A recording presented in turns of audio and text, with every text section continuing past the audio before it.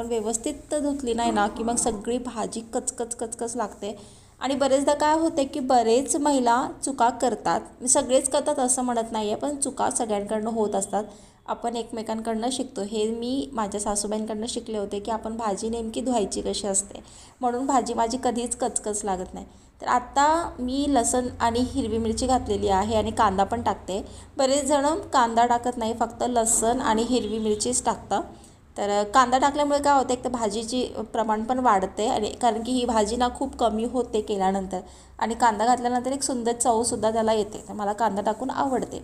आणि कांदा मी फार असा शिजू देत नाही, थोडासा असाच अचरवचरच ठेवते. त्यानंतर भाजी शिजत आल्यानंतर मी मीठ टाकते. म्हणजे काय होते, मिठाचा अंदाज लागतो. बरेचदा ना ही भाजी खरट होते, का माहिती आहे की ती शिजवताना ना खूप मोठी दिसते आणि झाल्यानंतर बघा एवढीशी होऊन जाते, वाटीभर भाजी झाली आहे, केवढी कढाईभर